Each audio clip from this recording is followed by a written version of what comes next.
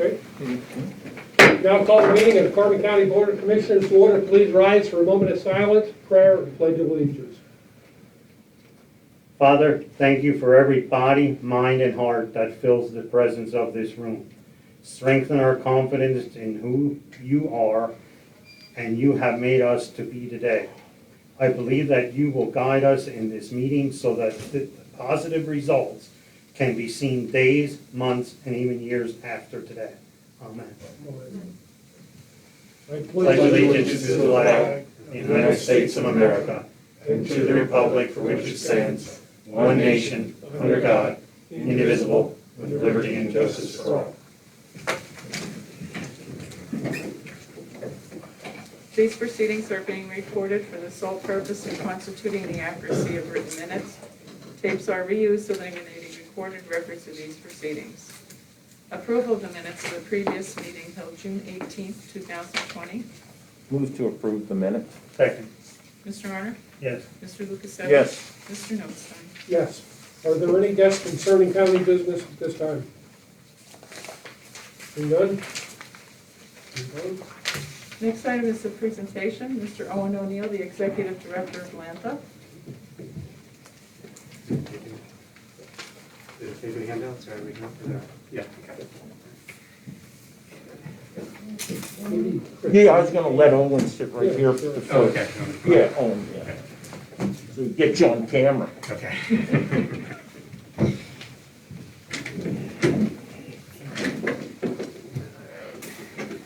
A little bit towards me, Owen. Okay, I'll one more. keep you- All right. Alright. All right, you're good. Oh, Okay. whoa. Not too bad. No, you're good. Everything bigger already? Right. Good. Okay. Send these around here.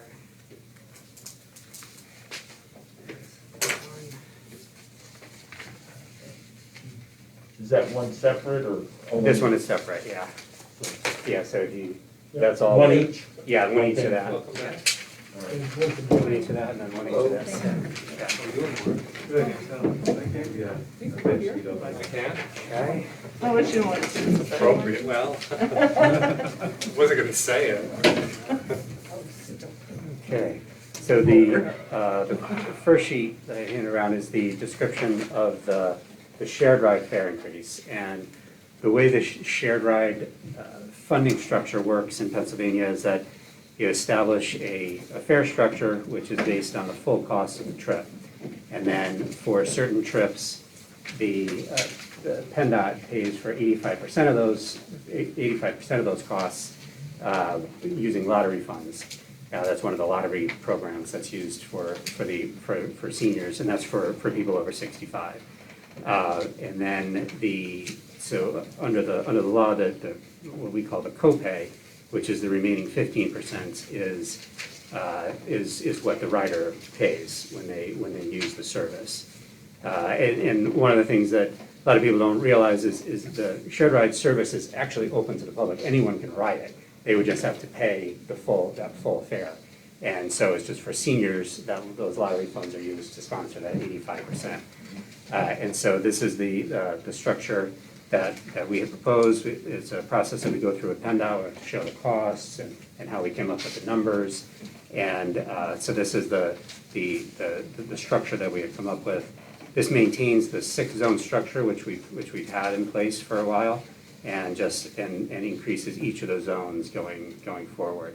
And it results in a 90-cent increase for each zone in the copay. And then in what all county area agency on agings have the option to then sponsor part of that 15%. It's not required, but it's something that is an option that the AAAs have. Historically, the Carbon County AAA has sponsored 10% or 2/3 of that 15% for certain trips, like to the senior center, to certain places and things like that. So if that continues, then that would reduce that copay for those continuing for those clients in those trips. So this is the first fare increase in 4 years and only the second increase in 12 years. So we've tried to keep that, keep the structure as stable as possible. But after a certain amount of years, you do get to the point where costs obviously increase. It's a door-to-door demand responsive service is an expensive service, especially when there's a significant amount of compliance that goes along with that, a significant amount of insurance for the populations that you're carrying, and to make sure that you are complying with ADA regulations and civil rights regulations, and making sure you're in a lot of ways too, these programs are to some extent entitlement programs. So they are available to the public and to certain target populations, and so we can't necessarily pick and choose to say, well, okay, we'll operate that trip because that's not really costly, but we won't operate that one. And so those are things that kind of contribute to the overall cost structure. And obviously over the years, things increase. And so like I said, it's only our second one in 12 years. That's obviously an average of an increase every 6 years. PennDOT actually would like us to do an increase every 2 years. They don't have to go through the process of increasing it, and what that all entails. So we have tried to keep it as stable as we can. As you said, we did talk about this back in February. Initially, we were going to have it was going to go into effect on March 17th, and then we delayed that to July 1st due to COVID. We have updated all the tickets, and people can. Those tickets are for sale already. The new denominations that match the new fare structure, and they've been up on the website, and they've been available for people can. We have an order form, and people can hand the order form to the driver with a check, and then they get their tickets sent out to them. A couple weeks ago, we did start handing out a reminder notice to people that the fares were going to change, and so we have had several people call and get new tickets and make sure they knew what their fares were going to be. We've also, for the last few weeks, when people call to make reservations, reminding them of the fare increase. So we've been doing quite a bit to, one of the things we took from when we were here in February, we had been posting things on the vehicles, and people said, well, I didn't see it. So this time around, we actually handed a flyer to everyone as they got on the vehicle, so to make sure that people are aware. So that's kind of the structure and the process that we've been following for the fare increase.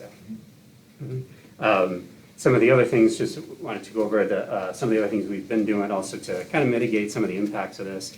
This second sheet that I passed out, one of the new services that we're also going to be rolling out next week on July 1st is what we call the Flex service, which we have is a service that we've also been using down in Lehigh, Northampton on the Lanza side.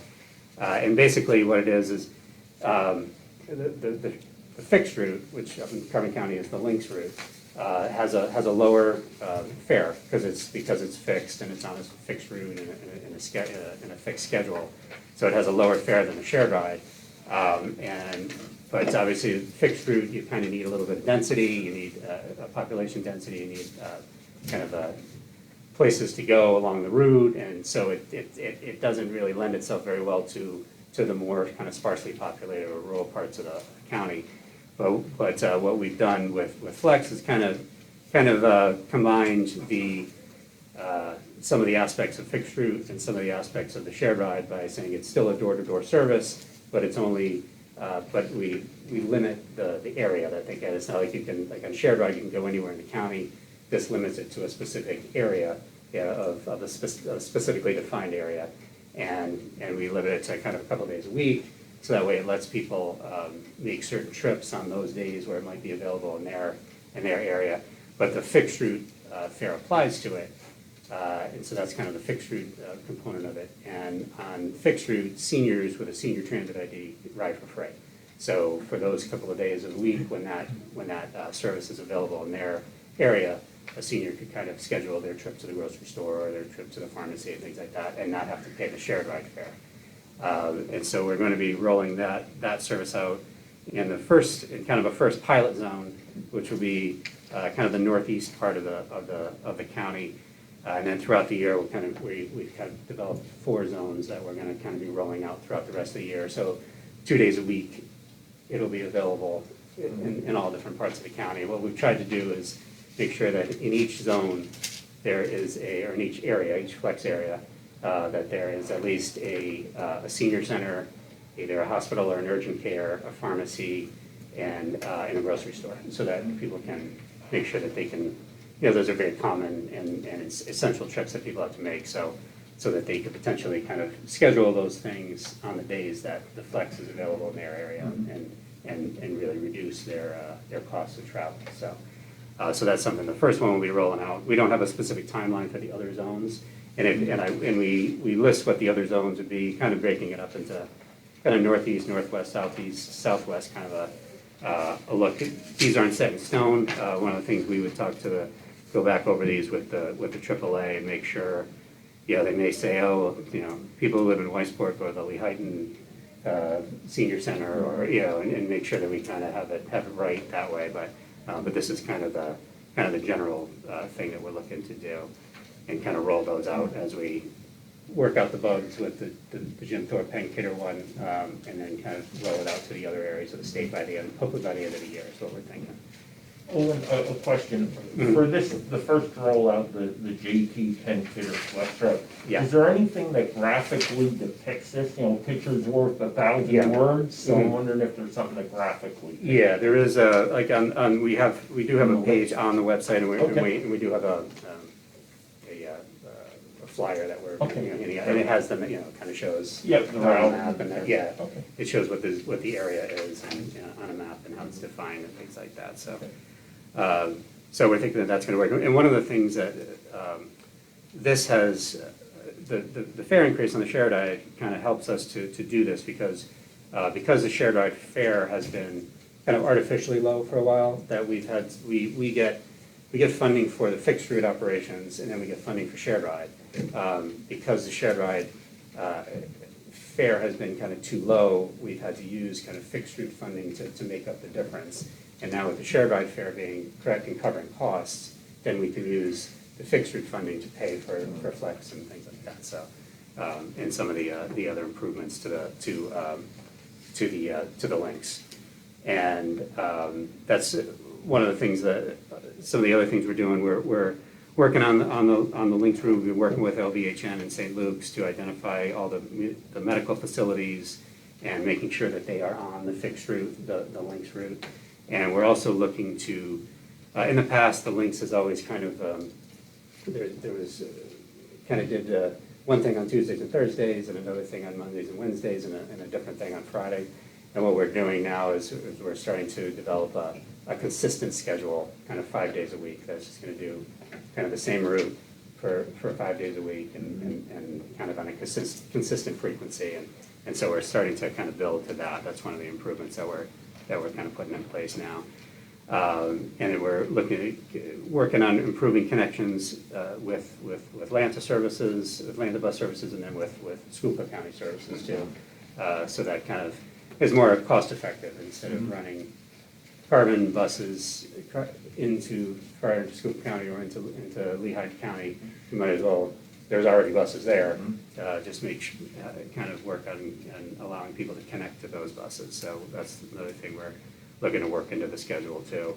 And then the other thing we're looking to do this year is rebranding the system. We've been doing a lot of talking just with riders and with the chamber and some of the other stakeholders, and kind of coming up with ways that we can make it more recognizable and also be able to kind of communicate the difference between the services, that there is a fixed route service here and then there's a shared ride service, and working to kind of allow people to kind of differentiate that and understand that.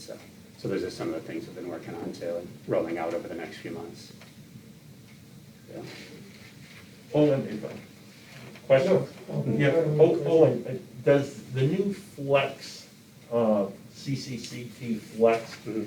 is that gonna demand any more resources in the way of buses? Because we spoke, and this was 5 months ago, maybe it was March, about the optimal number of buses Mhm. taken into consideration in service, in maintenance, and in reserve. Mhm. Is this gonna create any greater demand on the number of buses that are needed?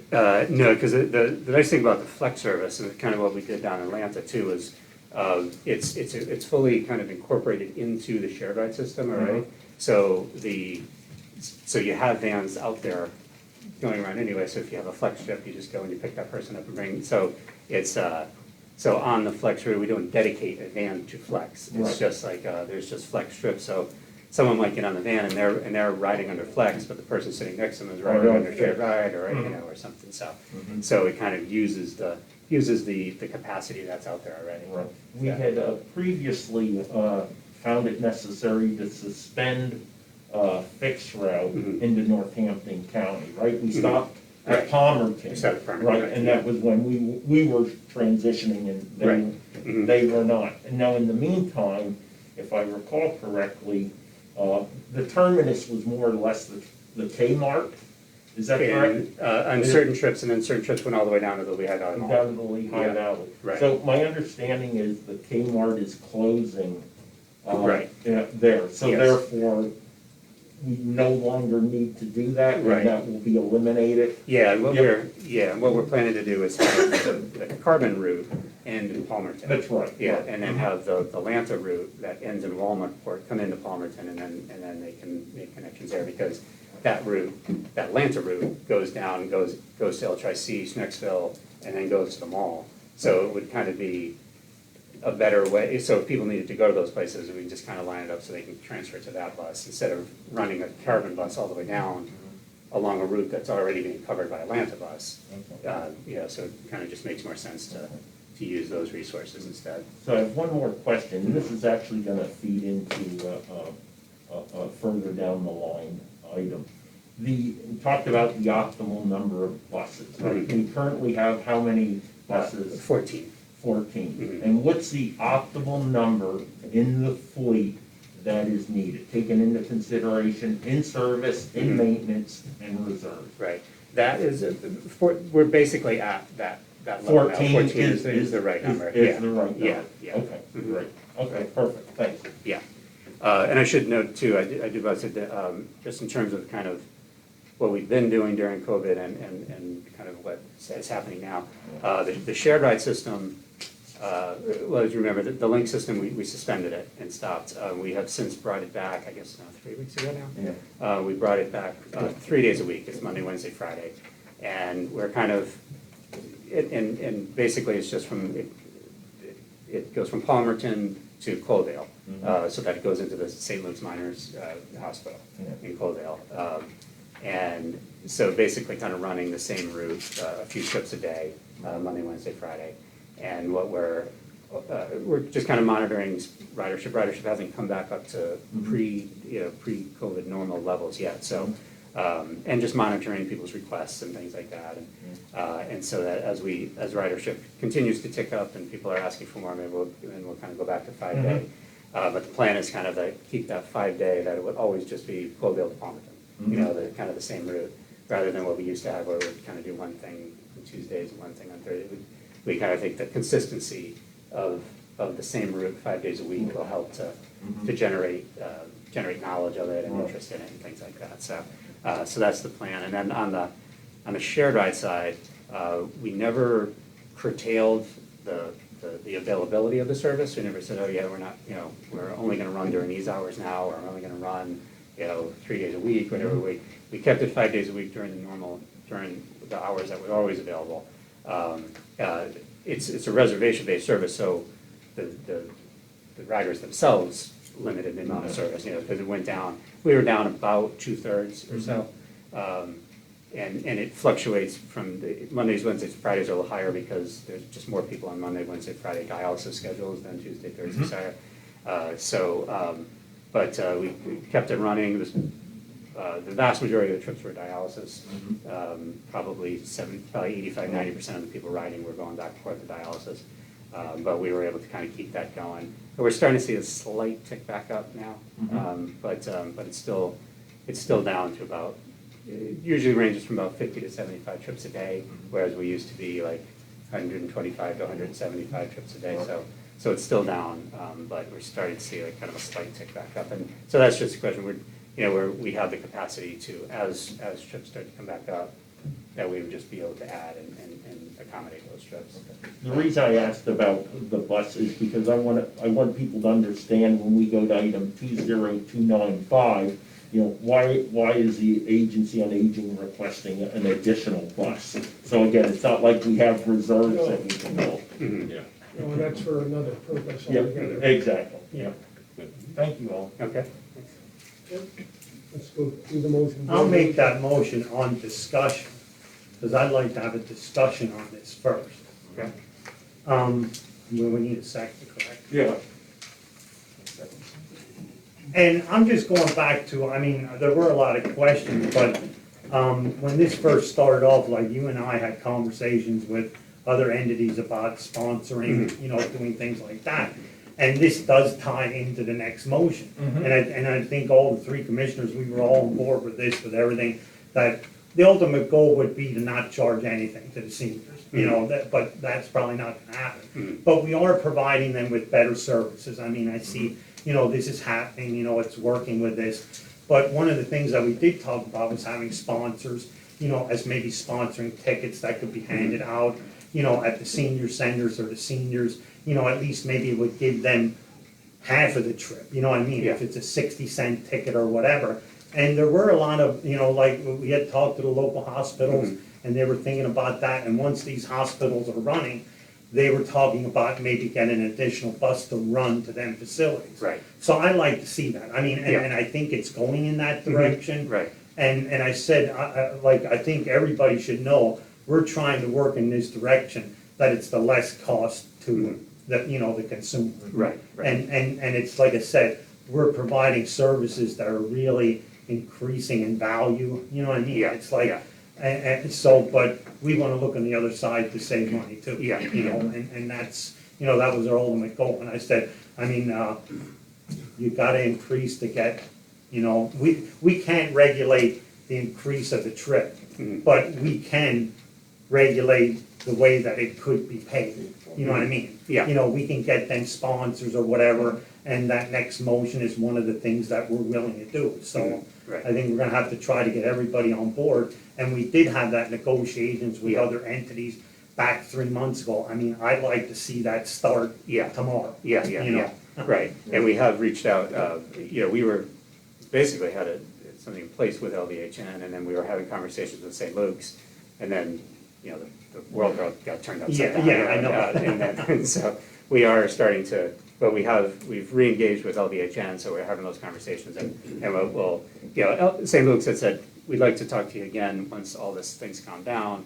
so we will definitely re-engage with them. Yeah, and there's a good connection now. I think like if you get a complaint, if we tell you, that'll be addressed, you know what I mean? Yeah. Not that it wasn't in the past, but, Mhm. we're a little bit more pertinent on trying to get this finished. Yeah, right. Rocky, and I think too, this next motion or the motion Yeah. that you were gonna really literally buys us time to work, rework those now Yeah. that things are opening Right, up a little right, bit. yeah. And the biggest problem we have here is being a rural county. The biggest complaint we have, and probably the most difficult to solve, is the transportation issue in Carbon County, because we're so rural, and the cost, to make it cost effective is the challenge. Right. It can be accomplished, but what are the taxpayers willing to pay for that convenience? Yeah, and as Commissioner Hayner just said, in Carbon County, you have offered a higher level of service than some other rural counties where they do kind of say like it's only a couple days a week, or you can only go here, you can only go there. So this is it is a higher level of service that's provided. Yeah, and it's good and it keeps getting better as the days go on. Right. Okay. Call, Right. Sweet, Mr. Honor? Yes. Mr. Lukasevich? Yes. Mr. Notstein? yes. Next item for your consideration? That'd be 2291, is that correct? That's correct. Yeah. Move to transfer the funds. Second, Mr. Honor? yes. Mr. Lukasevich? Yes. Mr. Notstein? Yes. I think maybe we should Yeah. discuss, Wayne, if you wanna. Yeah, if I may, the- Explain while this we have again. Lauren here, since she's a guest, if you would like, have any questions at this time? Yeah, well, I was gonna ask, are you able to stay for like a one-on-one interview, Owen, after the meeting? Sure, Okay, that'd be Mhm. great, then I can just ask you, because I have a lot of questions. okay. And take up the time. Kelly, welcome back. Thank you. Yeah. The rate fair takes effect when? July 1st. July 1st. July 1st, correct, yeah. Okay, and on the flex service, The what is the senior fare? The senior fare, if they have one of their senior transit IDs, which there's just a one-page application that they have to fill out, which is either on the website or the senior centers have them too. Then on the flex service, the senior fare will actually be free. Oh, okay. Yeah, so just like the fixed route, the Lynx bus, seniors ride for free on that. So on the flex, they actually ride for free as well. Okay, Mhm. that's all I had, thank you. Okay. Mhm. Further questions?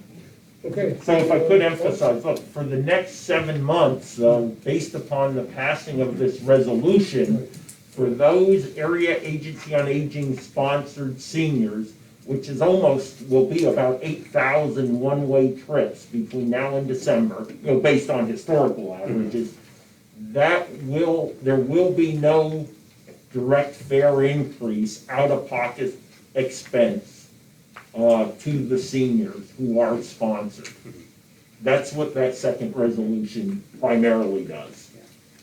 And yeah, and actually, we still have, luckily, we hadn't trashed them yet, we still have the old tickets on the old, Right. So we'll continue to sell those for people who are taking those trips, those sponsored Okay. trips, yeah. Yes, Kelly. How much is that going to cost the county? 2,000, we're estimating $2,390 some dollars. Okay, Okay, thank you. all right.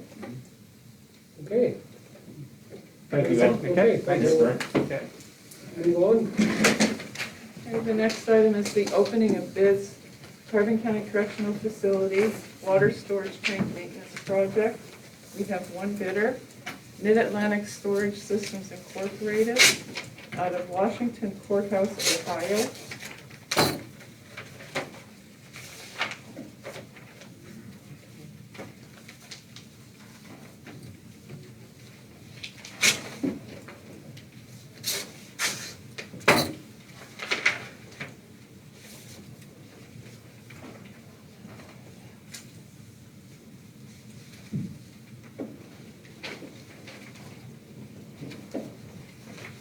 The total amount bid, $156,592.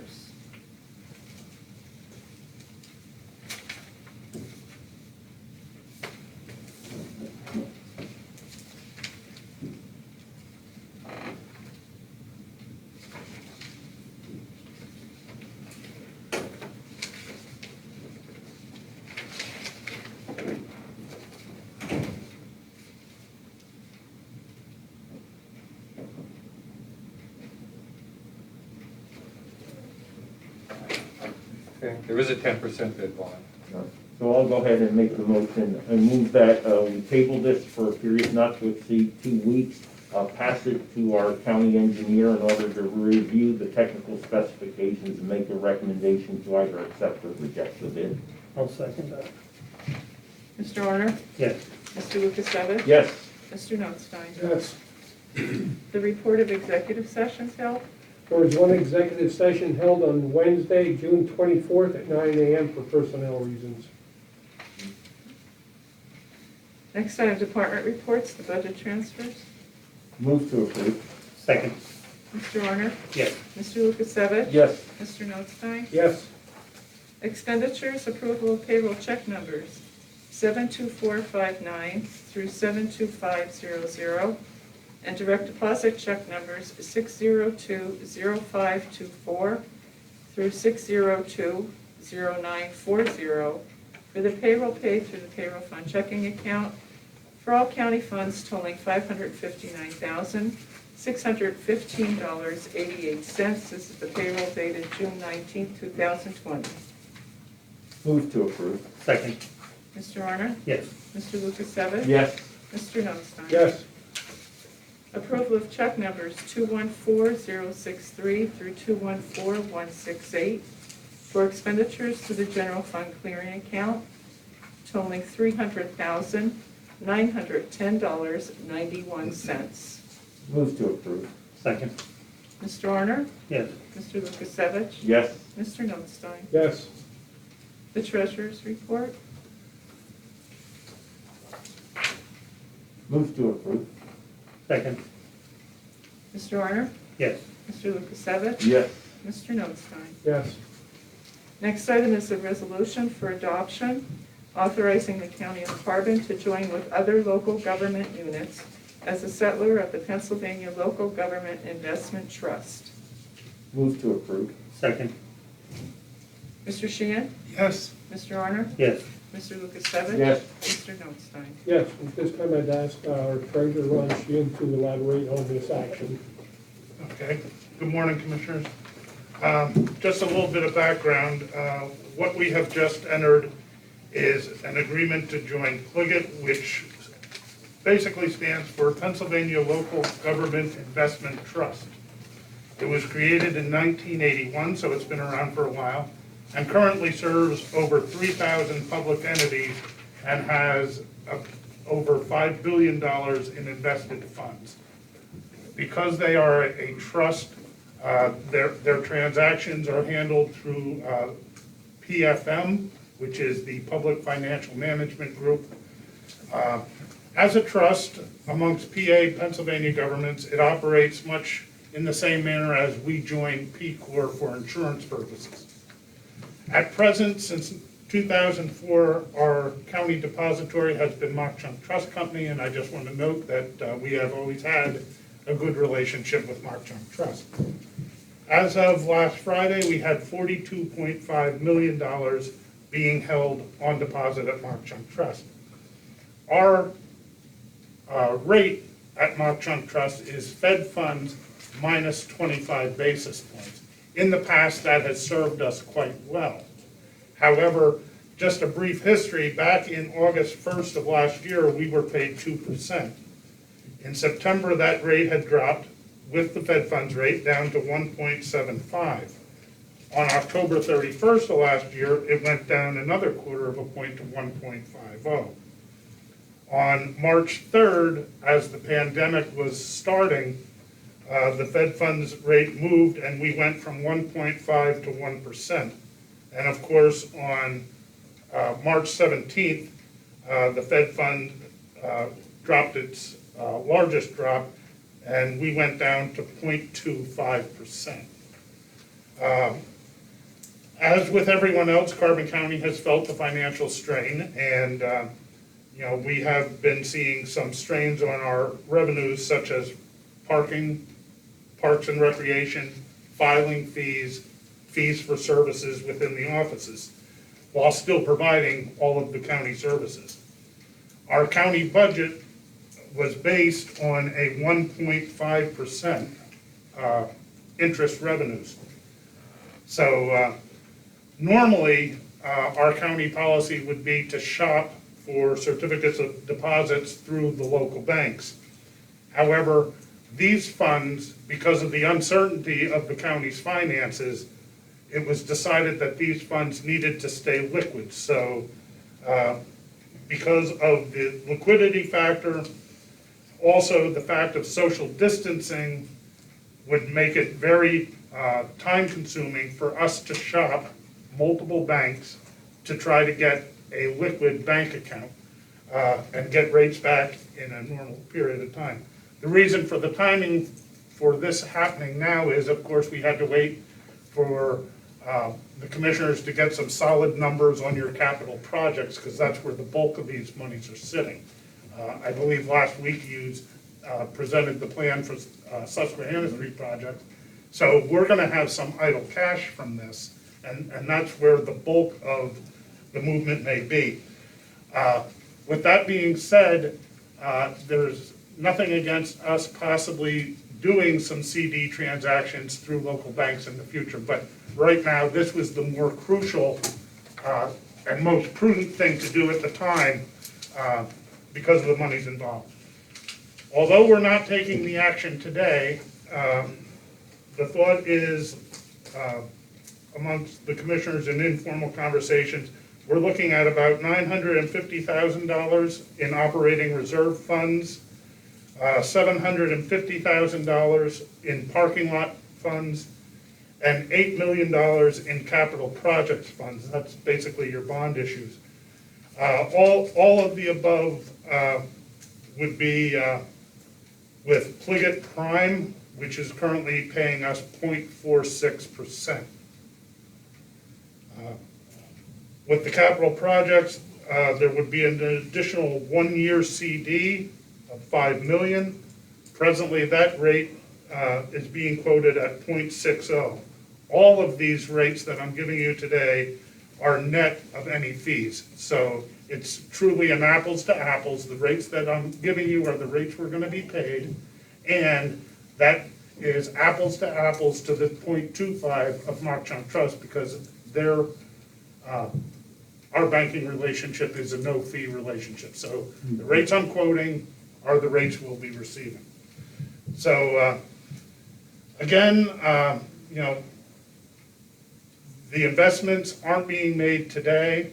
The ending dollar amounts could be more or less pending the rates that will be quoted to us when we go to settlement, which I'm anticipating to move this money on Wednesday, July 8th.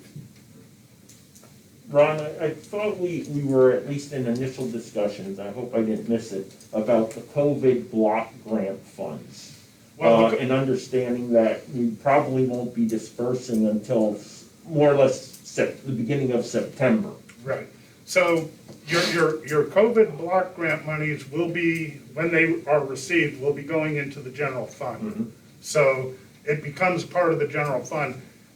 When we say that we're going to be investing possibly more monies, it would be the general fund, not necessarily COVID money. Right. Because if you remember last week, we had $11 million worth of tax revenue. Mm-hmm. And the COVID money has to be spent by year end, I believe. Right. So we're not labeling it as COVID money, Right. but yeah, in a sense, that money will be part of the overall investment plan. Yeah, very good So there's a question. potential additional 5.79 million. Exactly, yeah, Got it, yeah. okay. And the thing with COVID, it's not that we don't want to invest, we have till the end of the year, but we want to get the money out Right. into the hands of the people. So I'm gonna elaborate on that, probably at the end of the meeting when I'm talking on the further business, but it's gonna be short term, we want to get the money out as soon as possible, and I'll go into more detail like I did last Yeah, week. and just to give you an idea, as of last Friday, you had 15.8 million in the general fund. So if that COVID money came in, you'd be looking at almost 21 million there. Right. So it's not necessarily that we're parking the COVID money, Right. but we do have the flexibility of taking some of the general fund money out at 0.25 and getting something a little bit higher. So, And even if they're in CDs, we can take it out within a limited time that that we don't have a penalty on the money. well, with the CDs, we are committing to Yeah. having that money there. Right. That's the reason for the liquidity. Right. But even on a liquid basis, 0.46, 0.47 versus 0.25, when you're talking millions of dollars, does add up pretty quickly. Okay, everyone, Do you gentlemen have any questions? I know. Very well done. Yeah. And just wanted to reiterate or echo Ron's comment about Mock Chunk Trust. They've been a good partner over the years and continue to be, and there's Yeah. absolutely no reason. It's nothing personal against them, and unfortunately, they're gonna be losing that investment money themselves. So it's a business decision on behalf of the county, but as of all the banks, not only Mock Chunk, but Jim Trump, et cetera, and all the banks we've dealt with in the past have always been very cooperative and good historically. Yep. Okay, Okay, next item is the personnel report.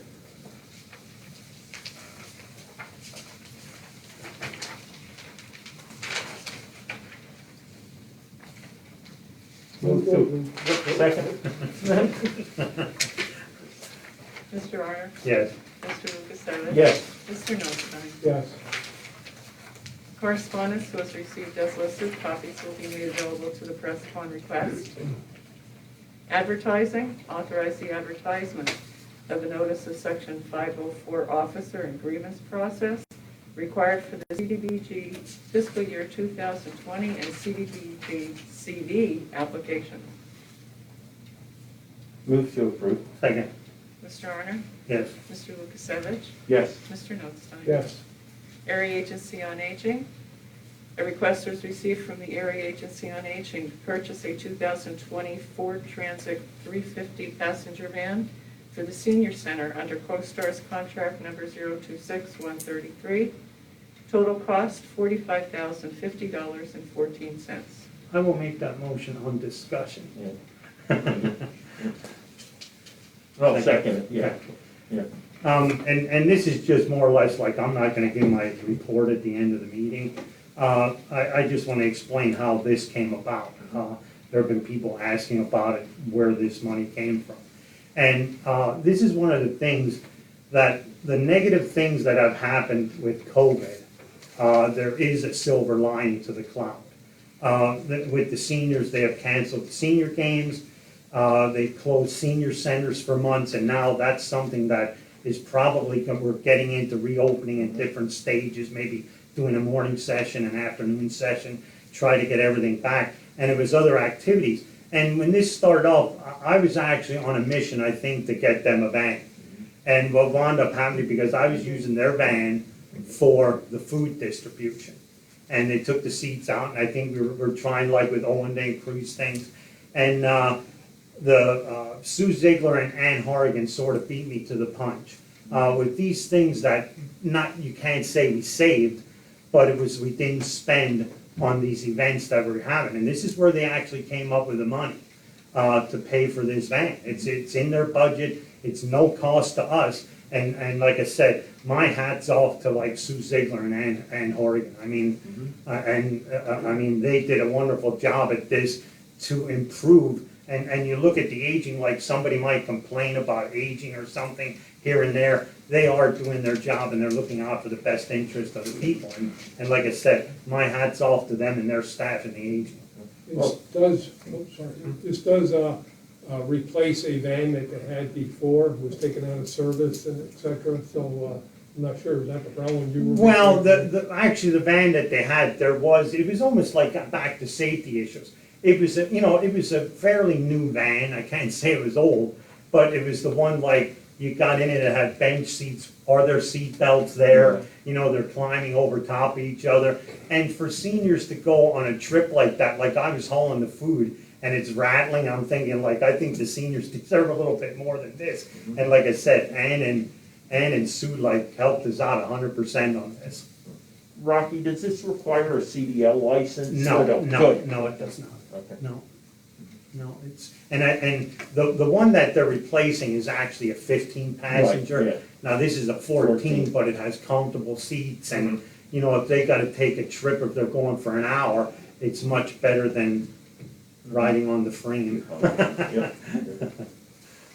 How many passengers? There's a 14. 14. So it's pretty big. I mean, it isn't, it's, anybody could drive it. I think they have a couple people that are regular drivers. Right, It's not that somebody's just gonna jump in and take off with it. Most of the cases, it's the senior center. Yeah, the directors, usually the directors of the senior centers. Okay. All right, Mr. Arner? yes. Mr. Lukasevich? Yes. Mr. Notstein? Yes. Next item is the COVID-19 County Relief Block Grant for ratification.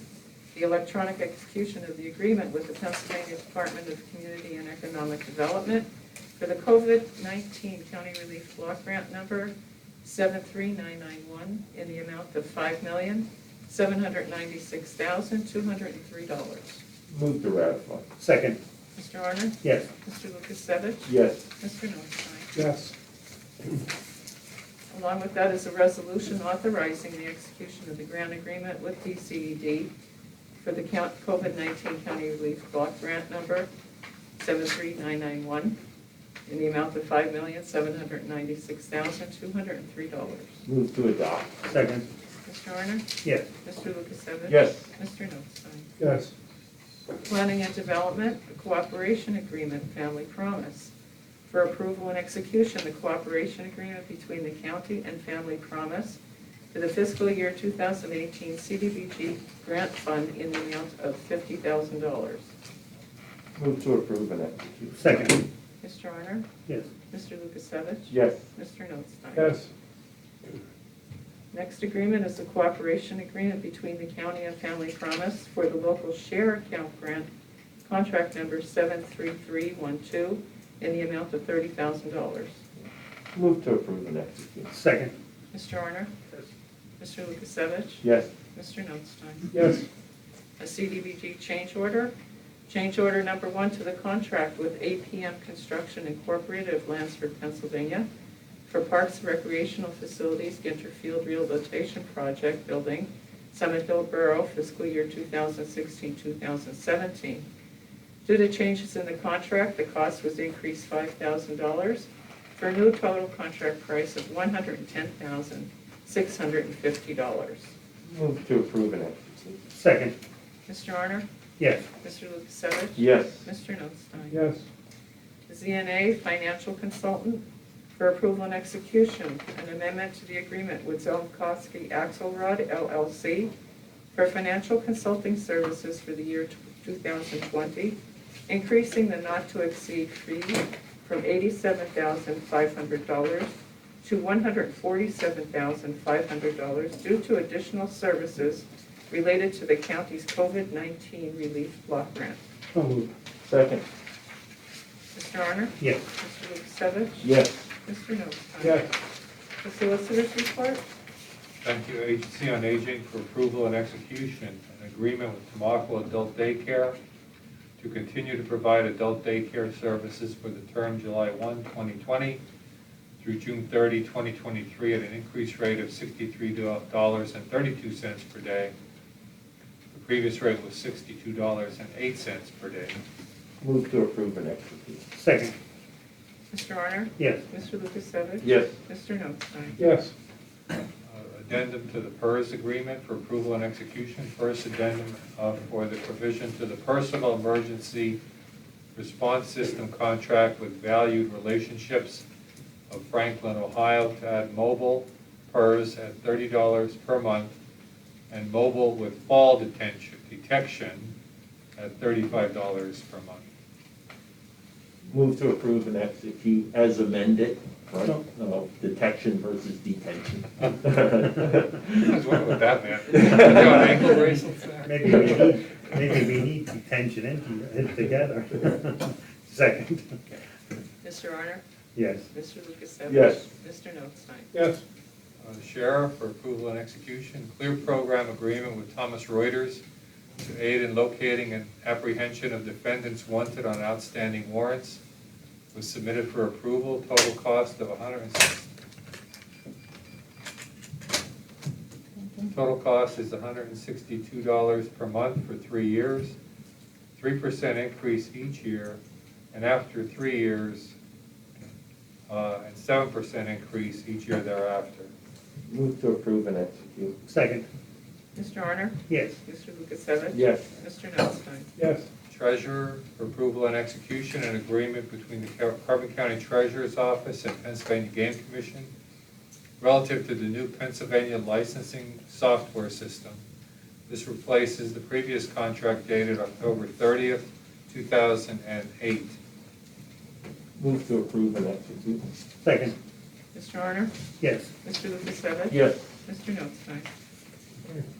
Nothing further. Okay. Further business?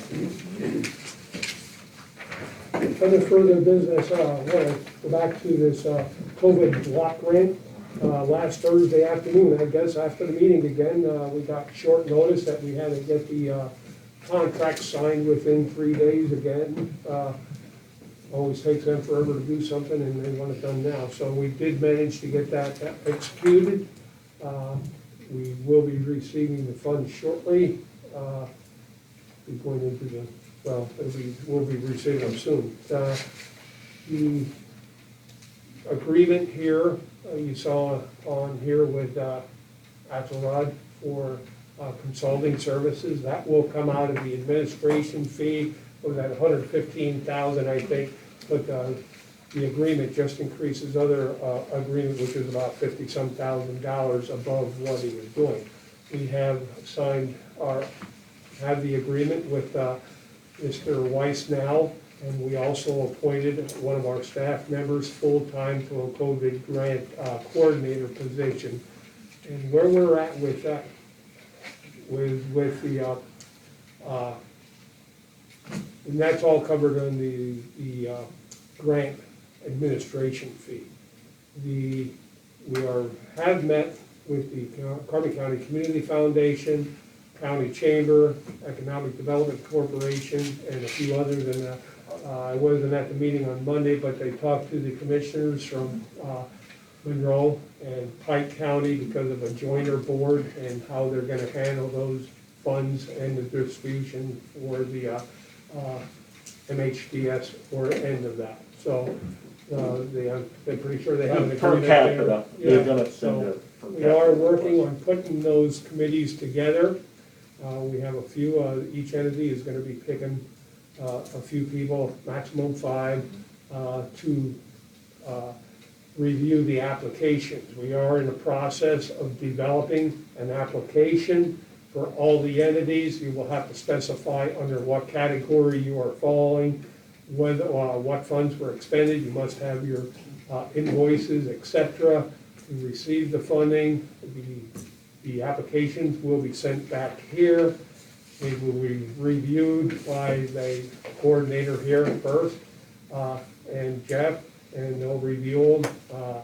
At that point, they'll be turned over to the committee members for the various groups, nonprofits, municipalities, business, tourism, some of the separate groups that we have or committees. For review, they'll come back with their recommendations to the commissioners, and we will proceed then with the, trying to figure out how we would distribute or who gets what and what percentage. My fear is that that sounds like a lot of money after the administration fee and everything else is only about just short of $5.7 million. So it's a lot of work in the meantime. That's why when we talked about the investment today with Pliget, that you know, it's gonna take that long till we get the applications put together. We hope to have them out in the middle of next month sometime. Give them a couple of weeks to apply for it, and then till we go through the applications and verify all the information is correct, et cetera. Hopefully award it sometime late August and proceed with starting to distribute those funds. I don't know if I missed any other key points on Well, that. I think- Well, the one thing I do want to point out, we are getting a lot of calls, whether we're getting the money and how to do this. The applications will be online as soon as they are ready. My recommendation is that you start, our recommendation, I should say, start getting your paperwork in order now. Make sure you have all the proper invoices to verify your expense on COVID-related issues. It cannot backfill any government, municipality shortfalls, so. Yeah, and I think that was, he more or less hit it. Like, everybody should have their documentation, even if you spend $100 for plexiglass at a mom and pop store. That's, you know, this is not something that you have to have a specific dollar amount. If you have $100, or if you think that you had functions throughout the year that you had for several years in the past, and you think, okay, I lost X amount of dollars this year because we had to cancel our event, try to keep all of them together and present that to us, because us three here are gonna be the ones that are making the decision. I mean, they can present all, you know, we have all these other people that we're thankful that they're helping us do the paperwork, but it's like, we're looking to the small businesses and people that didn't get for the last 4 months. In regard to who is gonna be served by this, I think there's an important part, and I saw in the Times News last night, a editorial. And it says, in Pennsylvania, granted waivers for businesses to remain open but refuse to provide the criteria used. The names of businesses granted waivers are those that were refused. So there's a significant transparency aspect of this program. And my, discussions with Jeff from Axelrod and the administrator and with the fellow commissioners is we need to ensure transparency in this process for credibility of the process. Therefore, ensuring that the public has the information to understand the process, understanding the committees and who will be making the recommendations to the Board of Commissioners, and then who has applied and what they received, and why they received or did not receive what they requested for. So we'll make a concerted effort to be as transparent as we possibly can, respectful of some privacy information that may be contained in the application process. But we have a good plan in place right now. We have flexibility moving forward, and we are, as Chairman Knudsen highlighted, going to get those funds out as quickly as we possibly can in a responsible manner. One of the questions that did came up from a nonprofit on the purchase of equipment for of $40,000 for a piece of equipment that's COVID related. Here's the problem, when we have so many applications, we cannot guarantee that we'll be able to fully fund that $40,000 for that piece of equipment. Because I suspect that many businesses, many nonprofits, and other agencies are gonna be applying for this funding. So it's gonna be a very difficult decision for all of us, the committees and the commissioners. We're gonna have a lot of unhappy people, but we are only given so many dollars, and we are given the guidelines, and this is what we have to follow, so we're gonna try to make it as fair as possible, in the distribution of those funds. So we'll do what we can and go from there. Okay. That's all I have on the further business today. Commissioners' reports, Mr. Honor? None. Mr. Lukasevich? Yeah, I have a couple things. First and foremost, I want to thank the treasurer and controller for the efforts over the past couple of months, really to look at some significant issues and help us maximize the funds and resources we have in consideration of some of the revenue cash flow challenges we're having. I want to mention just a simple little thing. The retirement board in its last meeting, we had 19 individuals who were still receiving paper checks. The retirement board went and decided that we would all convert to direct deposit. Again, just a small thing. But I'd also say that we worked together to relieve the county of being a guarantor for St. Luke's Hospital with those bond issues. Pretty significant. A third, the Pliget that we're taking, those really resources that are just sitting there and getting actually more out of them than we currently were. And then, just got notification a couple of months ago, we mentioned in this setting the refinance of the 2017 bond issue. That has taken place, and we projected a total savings over the period of that issue of about $640,000.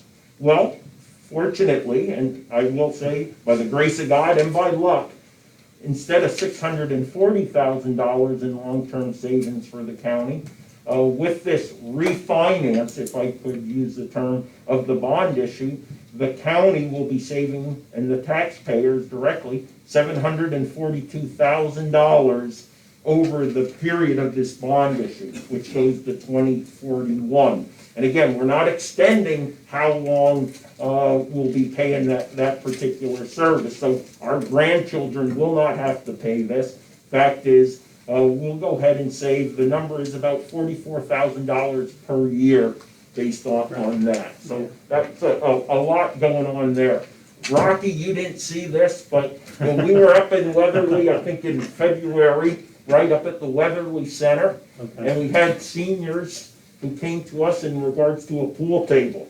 Oh, yes, And yes. we just got word today that grant was approved, so the senior center in Weatherly. So this is, it's been a good day for seniors, right? We are able to offset the potential They got a van cost and a pool increase. table. They got, and now they have a van to get there, you know, they might have a few bucks for a coffee. No, that's good. And I said, I think you Yeah. can see it like even with us, and even like what he was talking about, the financing. Yeah. I mean, you see a lot of areas that they'll refinance and save money and they extend the years.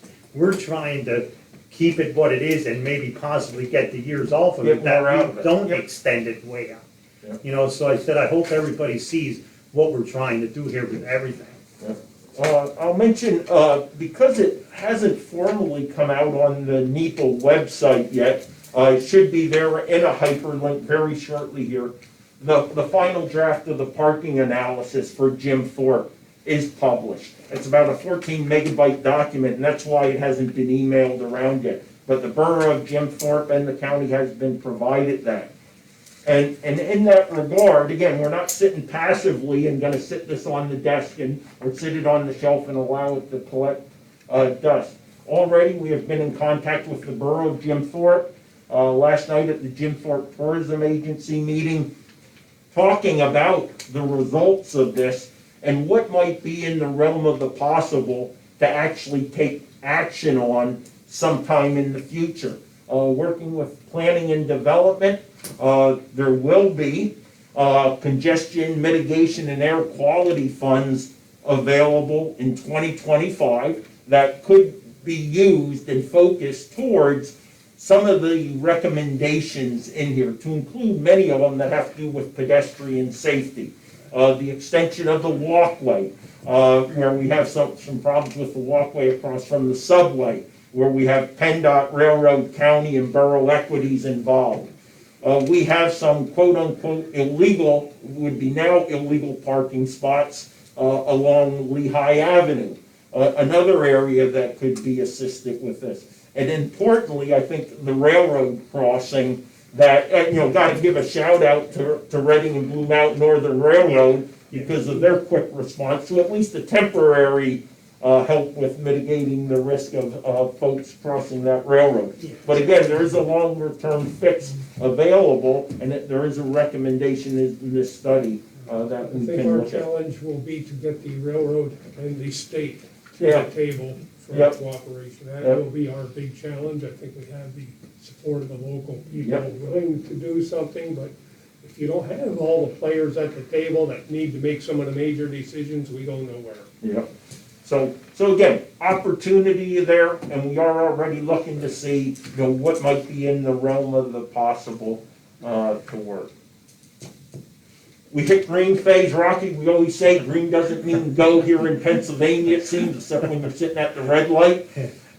In this factor, it is time that we kind of take a retrospect look at where we were, what we encountered, and how we can prepare for the future. So what I'm gonna offer myself up to start taking a look, over about a 90-day period, to talk to the courts, to the row offices and our departments to figure out, what were the challenges we faced, how did we confront them, and what could we do better? So we can prepare, just like we do in any type of management, we can prepare for a future next wave or the next time we have to confront this. That's all I have. As far as that's concerned, I still encourage people to make appointments to the various Yeah. offices, so we don't have everyone coming in at one time. I also encourage everyone to do as much as possible online. My biggest fear, and that of many, is that people think they're in green, they can just do what they want. However, watching the news again this morning, I see one state is seeing a surge in COVID patients, in particular the younger people. And they may be living at home, and they're going home to their parents or elderly grandparents without even knowing sometimes that they are even carrying the COVID-19. We cannot let our guard down. We're still gonna ask everyone to wear the mask when possible, as well as social distancing. We're still looking at the plexiglass. I think we have most of them covered. We still wanna take all safety precautions, and it's not over yet. It won't be over for quite some time, I fear. My worst fear right now, so please be cautious. Try to especially distance yourself from those non-believers that are not wearing the mask, et cetera. Okay? That's all I have for that. Meeting adjourned. Kelly? Well, Good? yeah, he answered everything during the meeting for me, thank you. The only thing I have is just about the COVID money that you guys are gonna be, and I don't know if you know this, but are there any more details about how you're gonna decide, like, how much money different entities can get, or is that all kind of based We on? haven't really talked about that. No, that's a tough one. It is, and I think we have to wait until we get those applications back, see who is applying, what funds are gonna be available. Maybe one category won't require a lot of money, and another one will. And if we may have to go to a percentage, maybe, everybody's gonna request 10 million, and we think they're all worthy, we may have to just make it, each one gets 50% to be fair, I don't know. It's, per capita, and we're gonna have to identify maybe issues that are of higher, safety concerns, that are, taking more proactive precautions, that we can prevent something, and maybe we'll contribute more to something like that, but it's, you know, I said, people aren't gonna be happy, but, you know, these are not gonna be easy decisions for anyone involved, whether it be the committee, people that are, have volunteered their time to work with us, as well as the commissioners. It's all up in the air, and, we'll do what we can. I didn't know if there was any guideline coming down from the state as far as like a maximum Well, amount. there's very few, There's a very few, I'm sure. We'll get them in January. Yeah. About 2 weeks ago, we had a call from an employer with over 100 people wanting to know when they were getting their money. Unfortunately, they are one of the people, if you employ over 100 people, you don't qualify. So those are the better education as far as getting it out there, who is really eligible, so. And I think one of the things, like, I think a lot of people, and they are calling here, and we gotta answer their question, but I think the most important for them to do is possibly wait a week, you know what I mean? Till we get things in place, cause what we could tell them today might not apply to what we're gonna implement, you know what I mean? And we don't know, are we gonna get 50 or 500, you know what I mean? That's gonna, like, the first month is gonna be tough for us, I think, trying to weed through all that stuff. Next 2 months. But like Wayne said, when we get that money, we want it out of here. Because then people have suffered long enough and we wanna get it back out in the streets. Well, listen, and on our at least tentative schedule, we have asked that the committees be formed by Friday, and then we'll go ahead. We're also taking different input from those committees to create the application that'll be utilized and then eventually disseminated. In regards to the amount, percentage, ratio, you know, there is a recommendation of potentially doing a survey. If you were to apply for a grant, how much would you request? And that would go out to the businesses, the nonprofits, and those types of entities to at least give us a ballpark figure of what we can expect. But the reality is, until those applications come in, you know, say be it 1 August and we have our deadline, I don't think we're really gonna be able to make an honest decision before then. And again, we also know that it goes through the end of December. So do we wanna expend $5.79 million minus the admin fee when more requirements may be coming up that have a higher priority a little bit later? You know, that we just don't foresee, or potential applicants don't To foresee. begin with, it has to be spent by the end of December. You have to spend it, you can't have it obligated Yeah. or committed. Yeah. You have to spend it. So in looking at the application process, what might be coming up, I think we have to set a deadline of maybe November 1st, that any expenses up until then, because we can't wait till December 30th to make a decision and pay them today. You're gonna have to go all back through that committee process, right, a transparent process, to get it back to a board decision. I think that's all I have. Okay. Thank well, you. I had some from Amy that weren't answered yet, so from the Times News. And I'm gonna pass this to Mr. Nosey. So the bids for the water storage tank project at the prison is different than the one you just rejected, correct? Yeah. This is the second project up there? Yeah, this is the second project. There's actually two projects. One is the tank renovations, inspection. We have to clean the sediment out. There's some small leaks, some corrosion issues that we have to address. Not only is it to work on it, we then have to take water test, get it, has to be tested, I think it's 2 days in a row to be DEP approved before we can start using that tank again. The part of the bid, and as well as the other part, the other bid project which we're opening in a week or two is the pump house repairs, the leaks, the corrosion, the rusted pipes, etc., the pumping system and control system. We have to now manually operate when the tank level starts to get down. We gotta flip the switch on. The control's not working properly. The tank level gauge, we had no, they're not operating properly to alarm us when it is low. As far as the other project, the piping, control panel, the pumps, all have to be replaced. Because they are over 25 years old, the pipes are rusting, and I showed pictures before of all the leaks and everything, the chlorination system, etc. The DEP regulations have changed, so we'll be addressing that issue as well as getting our maintenance people certified and doing the testing and everything at the prison. We are specifying in the specs that before we shut down, you must have all the necessary equipment, at least in your shop or on site. Not that we shut it down, start working on it and find out a pump or a control panel cannot be delivered for 2 months, because then we're up the creek. So all the equipment, everything needed is required to be on site or in your shop before we even proceed with those bids. So it's gonna be a long process. It's a good time to do it right now, so I hope we get this other bid in and we get it approved right away, that we get everything we need, because the prison population is down right now, but that is gonna change in a hurry. So it's gonna be, it's expensive. For this part of the phase of the project, I'm happy with that cost. I'm not happy with it, but I was really expecting more because of the amount of time and work that has to be done on that tank part. So we'll see what happens when we open the next bid, and if everything meets specifications per the engineer, and hopefully we might be able to award it next week. So Amy also asked if the family promise motion now gives kind of the green light for the purchase to take place.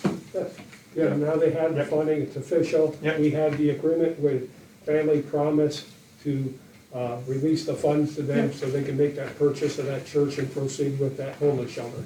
And there was one more in reference to the motion in regard to the CLEAR program that the sheriff is running, and we've asked Amy to reach out for more details on the particulars of that. And I do have something on that. You wanna just- I can either give it to them or, but Tony had actually sent this, and they were Okay, got asking it. about the CLEAR program. And it said, he sent this, the CLEAR program is a background investigation program utilized by law enforcement agencies that consolidates several search engines in an efficient manner. The benefit is a more rapid response as opposed to searching each database separately. We will use this service primarily in our warrant service duties in an effort to promote office efficiency. Thank you. Now, So, will you take questions on that? well, no, if you have any questions, I can get, or the answers, I can get them for you, but I can't tell you now. Anything else? That's it? Okay. Seeing you again. Thanks, Ellen, for staying, I appreciate it. Kelly, oh, If you wanna like sit where you were sitting, that's probably good, and then I can have the microphone on the table. Thank you all. Okay, Thanks, Alan. thanks. Yeah. Yes, we'll get that Hey, set Greg, up. you mind if I move my name? Oh, sure, yeah. I just don't want you to be confused, you know? Larry said he faxed. People know who you are, that one, Chris. All right. thanks. Okay, good. So I mean, I don't know if that's a right or what. And then I don't know how that other one's. Are you going to Webley Monday morning for the construction meeting? But, Ellie, am I going to the Weatherly Melissa, for let the me turn this construction? off. sure. That's why it's She's in screaming. charge of my sketch. When is it? Monday, he said. I guess I'm gonna have to get, I'm gonna have to look. Because they're getting toward the very end. yeah, I